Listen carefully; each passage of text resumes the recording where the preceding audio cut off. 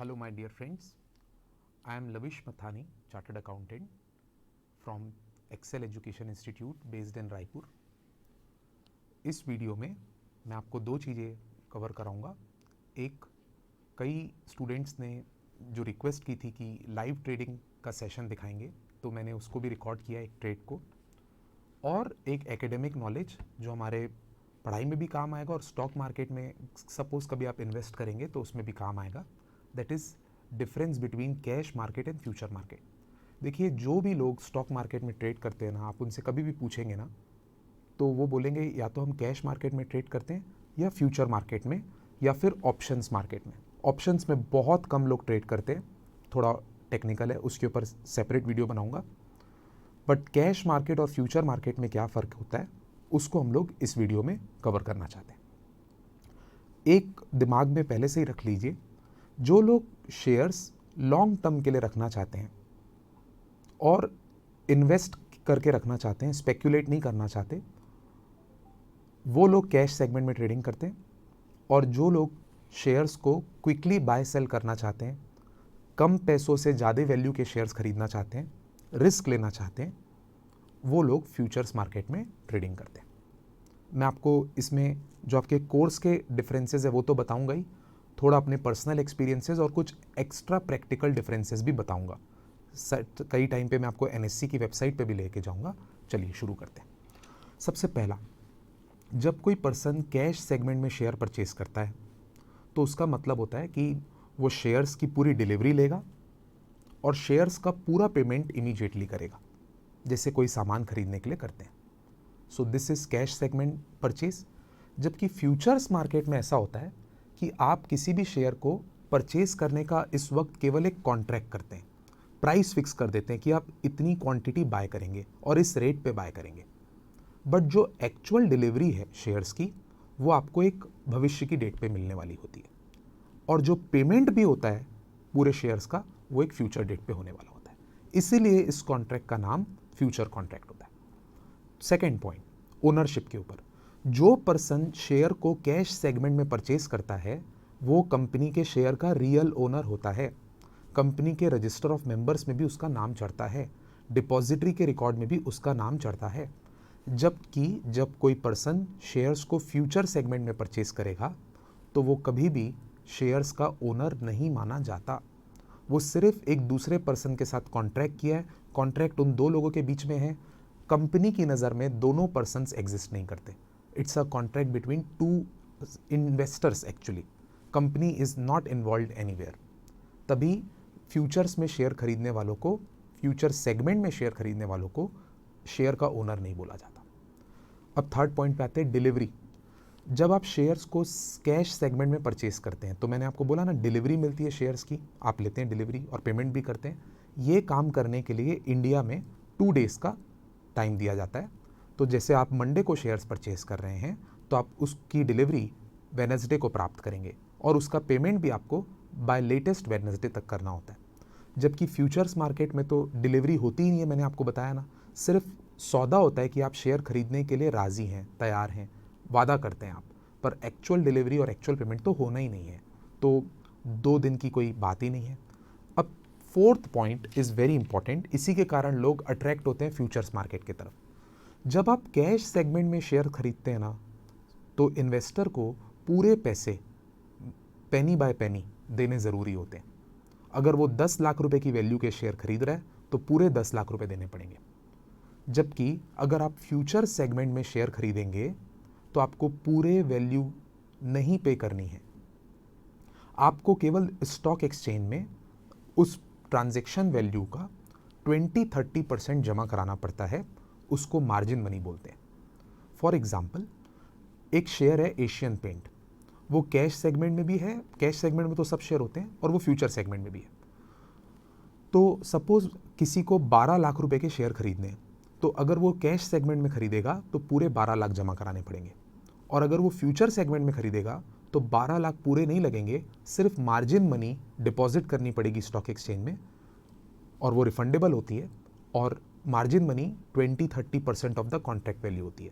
मतलब 2.5 लाख और 3.5 लाख के बीच में अमाउंट जमा कीजिए और 12 लाख के शेयर के ओनर बन जाइए. आपको फ़ायदा नुकसान 12 लाख के पीछे होगा, राइट। तो इसीलिए कई इन्वेस्टर्स या ट्रेडर्स जिनके पास कम पैसे होते हैं पर रिस्क लेने का एपेटाइट ज़्यादा होता है, वो फ्यूचर सेगमेंट की तरफ अट्रैक्ट होते हैं। अब ये फ्यूचर सेगमेंट अच्छा है कि नहीं अच्छा है, इसको मैं आखिरी में कंक्लूजन में बोलूँगा। मोस्ट प्रोबेबली 99% लोगों के लिए ये खराब होता है, और कृपया अपने आप को 99% का हिस्सा माने, 1% का हिस्सा मत माने। कम से कम 10-15 साल का ट्रेडिंग एक्सपीरियंस हो जाए आपको, इन्वेस्टमेंट एक्सपीरियंस हो जाए आपको, उसके बाद फ्यूचर्स का पहला ट्रांजेक्शन ट्राई करना, it is very dangerous. Okay, next, delivery हो गया, पेमेंट हो गया। अब lot size, this is also very important difference, never forget this. जब आप शेयर्स को कैश सेगमेंट में परचेज करेंगे तो आपकी मर्जी है, आप जितने चाहे उतने शेयर खरीद सकते हैं, 1 share, 2 share, 5 share, 50 share, 5000 share. जब आप शेयर्स को फ्यूचर सेगमेंट में परचेज करेंगे तो आपकी मर्जी नहीं चलनी है। स्टॉक एक्सचेंज ने हर शेयर का एक लॉट साइज फिक्स करके रखा हुआ है। किसी का 200 का लॉट है, किसी का 500 का, किसी का 1000 का, तो लॉट में परचेज करने पड़ते हैं। जैसे एक कंपनी है जेपी एसोसिएट्स, 4 रुपए का शेयर है, तो अगर आप कैश सेगमेंट में परचेज कर रहे हैं तो आप 1 शेयर भी खरीद सकते हैं आप चाहें तो। जबकि आप फ्यूचर्स में खरीदने जाओगे ना, तो उसका लॉट साइज 1 लाख शेयर का है, तो 1 लाख से कम शेयर नहीं खरीदेंगे, या तो 1 लाख, या तो 2 लाख, या तो 3 लाख। अब आप एक डाउट पूछोगे, सर ये लॉट साइज कितने शेयर की कितनी होती है, ये कैसे पता चलेगा? ये आपके लिए मैंने एक लिंक बनाया हुआ है, देखा हुआ है, वहाँ से पता चलता है। हर शेयर का अपना अपना अलग लॉट साइज होता है। ये देखिए, टोटल 174 शेयर्स ऐसे हैं जिसमें फ्यूचर्स ट्रेडिंग होती है। सभी शेयर्स में फ्यूचर ट्रेडिंग नहीं होती। हाँ, सभी शेयर की कैश ट्रेडिंग जरूर होती है, पर फ्यूचर ट्रेडिंग कुछ 200 स्टॉक्स के आसपास ही होती है जी, या 174 टू बी प्रिसाइज। और सबका लॉट अलग अलग होता है। आप ऑब्जर्व कीजिए, टाटा मोटर कंपनी, यहाँ पे आप देख सकते हैं, उसका लॉट साइज है 1500 शेयर का। आप ये देखिए, state bank of India, state bank of India, PSU bank, इसका लॉट है 3000 शेयर्स का। और लॉट साइज कौन डिसाइड करता है? Lot size stock exchange decide करता है। स्टॉक एक्सचेंज इस प्रकार से लॉट साइज बनाता है कि कॉन्ट्रैक्ट वैल्यू 6 लाख 7 लाख रुपए के बीच की हो। 5 लाख से 7 लाख का हर लॉट होता है जी, राइट। ये बहुत बड़ा डिफरेंस है। नेक्स्ट डिफरेंस के बारे में बात करते हैं, फिर आपकी लाइव ट्रेडिंग का सेशन भी आपको दिखाना है मुझे। Holding period. और जब आप शेयर्स को कैश सेगमेंट में परचेज करते हैं तो आप शेयर्स, कोई आपसे उसके बाद परेशान नहीं करेगा आपको, आप जब तक चाहें तब तक रख सकते हैं। जब तक आपका रेट नहीं आता शेयर का तब तक रख सकते हैं आप। जब तक आपका शेयर 10 टाइम्स नहीं हो जाता प्राइस में तब तक रख सकते हैं, कोई नहीं रोकेगा आपको। जो इंडिया के सबसे बड़े इन्वेस्टर है राकेश झुनझुनवाला, उन्होंने तो टाइटन के शेयर 1991 में परचेज किए, सॉरी 2001 में परचेज किए, और आज 2020 है, 20 साल से होल्ड करके रखे हुए हैं। 8 रुपये में कुछ शेयर खरीदे हैं और अभी 1200 चल रहे हैं, तो भी नहीं बेचना है उनको, उनको और ऊपर जाता दिखता है। तो इस प्रकार जिनको लॉन्ग टर्म के लिए शेयर खरीदना है वो लोग कैश सेगमेंट में शेयर खरीदना प्रेफर करते हैं। जबकि फ्यूचर सेगमेंट में एक रूल होता है, या तो 1 मंथ के आखिरी में, या तो 2nd मंथ के आखिरी में, या तो 3rd मंथ के आखिरी में ट्रांजैक्शन को क्लोज करना मैंडेटरी होता है। वो इन्वेस्टर चूज करता है कि वो 1 मंथ वाली कॉन्ट्रैक्ट करेगा कि 2 मंथ वाली या तो 3 मंथ वाली। इंडिया में मैक्सिमम 3 मंथ की ही कॉन्ट्रैक्ट होती है। हर मंथ के लास्ट थर्सडे को ये कॉन्ट्रैक्ट्स एक्सपायर होते हैं। जैसे अक्टूबर चल रहा है अभी, अक्टूबर 2020, तो अक्टूबर 29 को लास्ट थर्सडे है, उस दिन कॉन्ट्रैक्ट एक्सपायर होंगे जिन्होंने अक्टूबर के कॉन्ट्रैक्ट्स किए होंगे। सपोज मेरे को 2 महीने के बाद की एक्सपायरी चाहिए, तो मैं नवंबर एक्सपायरी का भी कॉन्ट्रैक्ट कर सकता हूँ, या फिर दिसंबर एक्सपायरी के भी कॉन्ट्रैक्ट कर सकता हूँ। इस वक्त अक्टूबर, नवंबर और दिसंबर चल रहा होगा, जनवरी का कॉन्ट्रैक्ट अभी एक्टिव नहीं होगा। जब हम नवंबर में चले जाएंगे ना, तब 3 मंथ्स जो एक्टिव होंगे वो होंगे नवंबर, दिसंबर, जनवरी। इन्वेस्टर चूज करेगा कि उसको नवंबर एक्सपायरी चाहिए कि दिसंबर की जनवरी। मतलब हमेशा के लिए शेयर्स होल्ड करके आप नहीं रख सकते फ्यूचर्स कॉन्ट्रैक्ट में। आपको या तो 1 मंथ, या तो 2 मंथ, या तो 3 मंथ में अपना ट्रांजेक्शन क्लोज करना मैंडेटरी होता है। अब आते हैं, ये आपकी पढ़ाई के लिए बहुत इंपॉर्टेंट, जो लोग शेयर्स कैश सेगमेंट में परचेज करते हैं उन लोगों को real owner of the company मानेंगे। उनको bonus, dividend, right share, voting right, सारी चीज़ें मिलेगी। बट जो लोग शेयर्स को फ्यूचर्स कॉन्ट्रैक्ट में परचेज करते हैं, कंपनी उनको पहचानती भी नहीं है, इसीलिए कंपनी उनको ना डिविडेंड, ना बोनस, ना राइट शेयर्स और ना ही वोटिंग राइट देगी। क्योंकि मैंने आपको पहले भी बोला, फ्यूचर्स मार्केट का जो ट्रांजेक्शन है वो दो इन्वेस्टर्स के बीच का है, कंपनी बीच में है ही नहीं, राइट। अब कब आपको कैश सेगमेंट में शेयर खरीदने चाहिए, कब फ्यूचर्स में, उसके बारे में, people by share in cash market for investment purpose and futures are traded for arbitrage और हेजिंग और स्पेक्यूलेशन पर्पस। क्विक मनी के लिए लोग फ्यूचर सेगमेंट में ट्रेडिंग करते हैं। एक और इंटरनल बात आपको बोल देता हूँ, फ्यूचर्स मार्केट में शेयर्स को शॉर्ट सेल भी किया जा सकता है। मतलब अगर किसी इन्वेस्टर को ये लगता है कि एक पर्टिकुलर कंपनी का शेयर का रेट नीचे जाने वाला है, तो वो कैश मार्केट में ज़्यादा कुछ नहीं कर पाएगा। फ्यूचर्स मार्केट में वो बाय किए बगैर सेल का कॉन्ट्रैक्ट कर दे। जैसे फॉर एग्जांपल रिलायंस का शेयर इस वक्त 2200 रुपीज़ है। किसी को ये न्यूज़ है या किसी को ये इंट्यूशन है, लगता है किसी को कि 2200 से ये शेयर 2100 आने वाला है, तो फ्यूचर्स मार्केट में एक सुविधा है कि वो 2200 में सेल करने का कॉन्ट्रैक्ट अभी कर दे, और जब शेयर 2100 आए तब वो बाय करने का कॉन्ट्रैक्ट कर दे, ट्रांजेक्शन क्लोज हो जाएगा और 100 रुपीज़ का प्रॉफिट मिल जाएगा। तो शेयर के नीचे जाने से फ़ायदा होगा, जबकि शेयर के ऊपर जाने से लॉस होगा।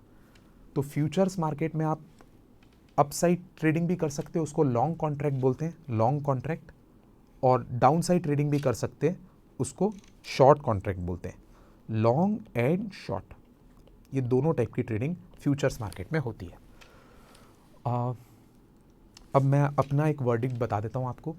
जितनी भी चीज़ें मैंने आपको यहाँ पे बताई प्योरली एकेडमिक पर्पस के लिए है। किसी भी चीज़ से बहुत ज़्यादा अट्रैक्ट मत हो जाइएगा। स्पेशली मैं आपको रिक्वेस्ट करूँगा, ये फ्यूचर्स मार्केट में ट्रेडिंग करने से बहुत हैवी लॉसेस हो सकते हैं। कम से कम 10-15 ईयर्स का एक्सपीरियंस और बहुत सारा कैपिटल हो, तब जाके एक कॉन्ट्रैक्ट फ्यूचर्स का किया कीजिए। ये इसमें क्या होता है ना, पर्सन के पास 5 लाख रुपए होते हैं फॉर एग्जांपल, तो उसको जो वैल्यू ऑफ स्टॉक्स मिलती है वो 15-20 लाख की मिल जाती है। और शेयर मार्केट बहुत वॉलेटाइल चीज़ है, वो बढ़ती भी बहुत तेज़ी से और गिरती भी बहुत तेज़ी से है। तो आपको जो प्रॉफिट या लॉस होगा वो तो 15-20 लाख पे होगा ना, जबकि आपका कैपिटल केवल 5 लाख है। तो आपका थोड़ा भी शेयर गिर जाएगा ना तो कैपिटल वाइप ऑफ हो सकता है। So that's the danger of futures market. और जो स्टूडेंट्स ने रिक्वेस्ट की कि लाइव ट्रेड का एक सेशन दें, तो मैंने फ्राइडे को, लास्ट डे फ्राइडे को स्टॉक मार्केट जब खुले थे तो HDFC लाइफ का एक ट्रेड एग्जीक्यूट किया था। वो प्योरली मैं आपको एक एकेडमिक पर्पस से बता रहा हूँ। Please don't take this video as if I am promoting you to start trading or promoting you to invest in stock market. This is a part of CA course and company secretary course.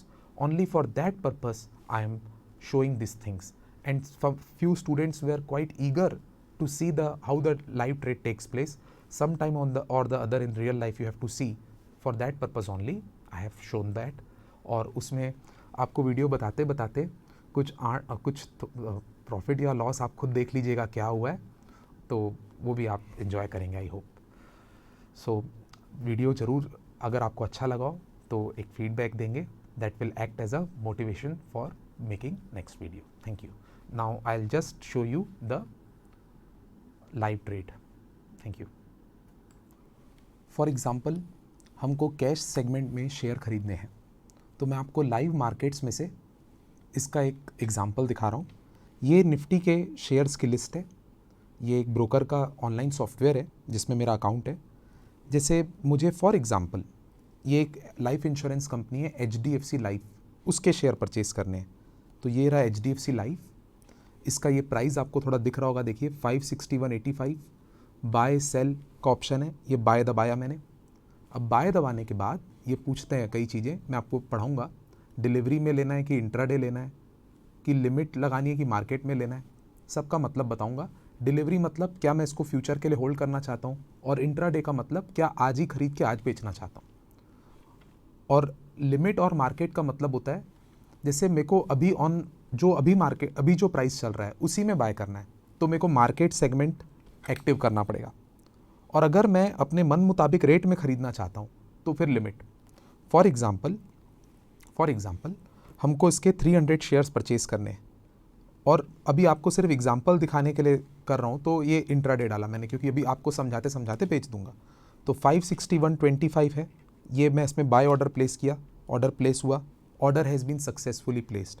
अब order book में जाऊँगा, अब ये fully executed दिखा रहा है, मतलब ये मेरे अकाउंट में शेयर परचेज हो गए 561 रुपीज़। अब मैं ट्रेड बुक में जाऊँगा ना, तो 560.75 में ये शेयर परचेज हो गए 300 शेयर। और अब ये शेयर पे मेरे को प्रॉफिट हो रहा है कि लॉस, इसको देखने के लिए अपन माय रिपोर्ट्स में जाएंगे। उसमें एक एक कॉलम होता है जिसको बोलते हैं नेट पोजीशन। नेट पोजीशन का column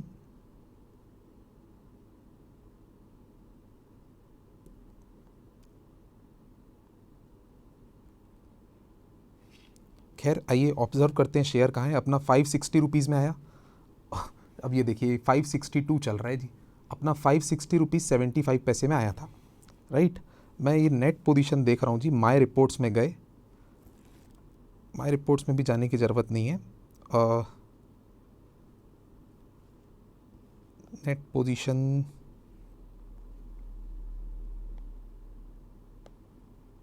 I just update it to you. अब देखिए माय डियर फ्रेंड्स, अपन के 2 मिनट में आपको एग्जांपल के लेते साथ ये 563.75 हो गया। अपन ने कितने शेयर परचेज़ किए थे? अपन ने 300 शेयर परचेज़ किए थे। अपन इसमें से 100 शेयर सेल के लिए डाल देते हैं, 100 शेयर सेल के लिए मार्केट में। मार्केट मतलब जो रेट में जाता है जाने दो, मार्केट में डालोगे ना तो मार्केट प्राइस में बिक जाएगा। तो ये अपन इंट्राडे बाय किए थे, तो इंट्राडे में ही बेचना पड़ेगा, sell place order, order has been placed. अब आप देखेंगे ये अपन ने 300 शेयर्स बाय किए थे, बॉटम में आपको दिख रहा होगा, देखो HDFC लाइफ के 561.25 यहाँ दिखा रहा है, बट एक्चुअली में वो 560 रुपीज़ 85 पैसे में आए थे।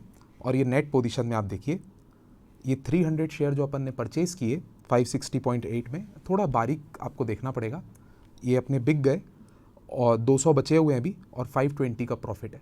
अगर अपन चाहें तो अभी इसको पूरा सेल आउट भी कर सकते हैं। फॉर एग्जांपल मैं इसको पूरा सेल आउट करने की कोशिश करता हूँ। ये इंट्राडे ऑप्शन में गया और पूरा सेल कर दिया। ऑर्डर बुक में गए, पार्टली एग्जीक्यूटेड, मतलब अभी पूरे नहीं बिके। अब अपन इसको चाहें, देखो 129 पेंडिंग दिखा रहा है ऊपर, पेंडिंग 0, फुल्ली एग्जीक्यूटेड, तो सारे शेयर बिक गए। अब जो आपको एग्जाम्पल दे रहा था मैं बताते बताते, उसमें हमको, तो माय डियर फ्रेंड्स आपने जो लाइव ट्रेड देखा उसमें 2-3 चीज़ें क्लियर करूँगा। जो प्रॉफिट का ट्रेड हुआ है वो कम्प्लीटली कोइंसिडेंटल है, मुझे बिल्कुल नहीं पता था उसमें प्रॉफिट होगा कि लॉस। मैं तो आपको सिर्फ इलस्ट्रेशन देने के लिए बता रहा था। वो 2 मिनट्स में चाहे प्रॉफिट होता है चाहे लॉस, मैं तो उसको बंद ही करने वाला था। और जो आपने सॉफ्टवेयर देखा, वो सॉफ्टवेयर आपका स्टॉक ब्रोकर आपको देगा जब आप किसी डीमेट अकाउंट किसी ब्रोकर के यहाँ खोलेंगे तो, और इसको कैसे चलाते हैं वो चीज़ आपको ब्रोकर ही समझा देगा। It is very easy. So ये एक और एजुकेशनल चीज़। प्लीज़ ये जो ट्रेड का सेशन है इसको फिर से मैं बोलूँगा, प्रमोटिव मत मानिएगा जी। You have to concentrate on your studies and become a chartered accountant or a company secretary or any professional first, then think about all these things. Okay, thank you.